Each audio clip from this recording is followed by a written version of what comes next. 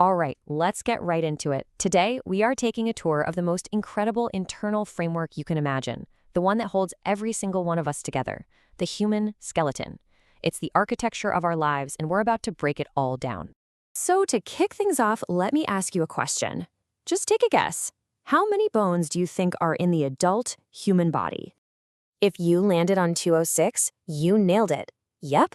An adult human skeleton is this masterfully engineered structure made of 206 distinct bones, all working together in perfect harmony. But what's the point of having all these bones? Well, they've got 5 huge jobs. First, they provide our structure, our support. They're what lets us move around. They act as a shield, protecting our most vital organs. And they're also a storage bank for minerals and fat. And maybe most incredible of all, they're the factory where our blood cells are made. Okay, let's start our tour with the core of the whole system, the axial skeleton. You can think of this as your body's protective central axis, the foundation that everything else is quite literally built upon.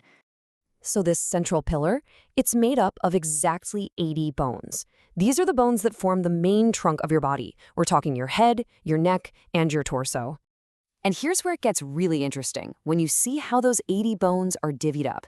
You've got 22 in the skull, 6 super tiny bones in the middle ear, 1 single hyoid bone in your neck, 26 making up your vertebral column, and another 25 for your ribs and sternum. It's truly the body's built-in suit of armor.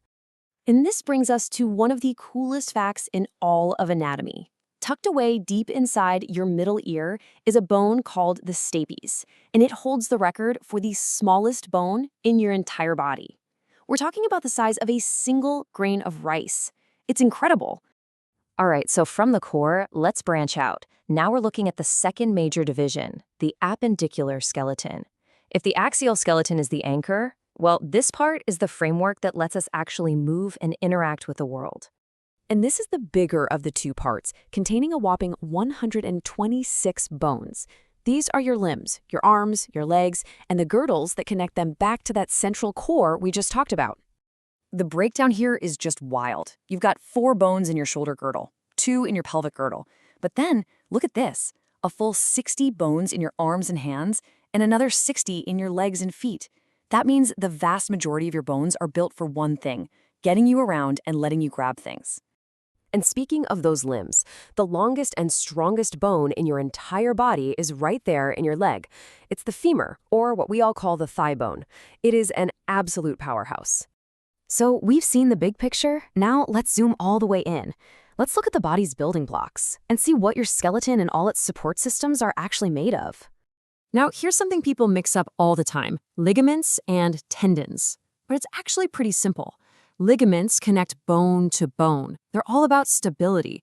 Tendons, on the other hand, connect muscle to bone, which is what allows your muscles to pull on the skeleton and create movement. Just remember that. Bone to bone is ligaments, muscle to bone is tendons.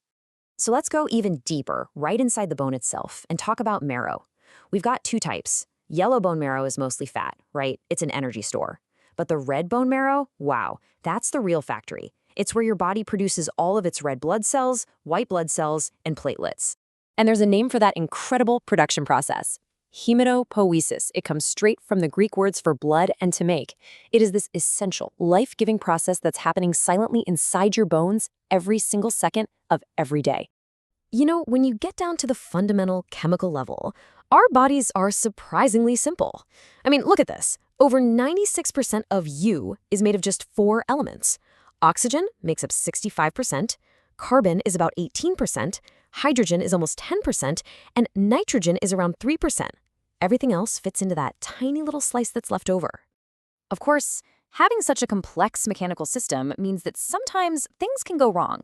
So let's take a quick look at a really common issue. What happens when your joints start to complain? And that brings us to arthritis. There are a whole bunch of different types, but let's just touch on 3 of the most common. You've got osteoarthritis, which is basically wear and tear damage where cartilage breaks down. Then there's rheumatoid arthritis. That's an autoimmune issue where the body actually attacks its own joints by mistake. And then there's gout, which is caused by this painful buildup of sharp little crystals in a joint. Okay, to wrap this up, let's do a quick lightning round of some of your body's most amazing record holders. Let's talk superlatives. First up, what do you think is the absolute hardest, most durable substance in the entire human body? You might think it's a bone, right? Maybe the femur or the skull. Well, the answer might surprise you, because it's not a bone at all. It's tooth enamel. That super mineralized coating on your teeth is the toughest material your body knows how to make. And what about the longest muscle? That award goes to the sartorius. It's this long, thin muscle that runs all the way across your thigh. It's actually the muscle that lets you sit cross-legged. And finally, for pure brute strength, the strongest muscle, based on the pressure it can exert, is the masseter. That's your main chewing muscle, and the force it can generate is just incredible. So, we're going to end on this one last pretty mind-blowing thought. Your skeleton isn't static. It's alive. It's constantly remodeling and repairing itself. So much so that over about 10 years, you get an entirely new skeleton. It completely replaces itself.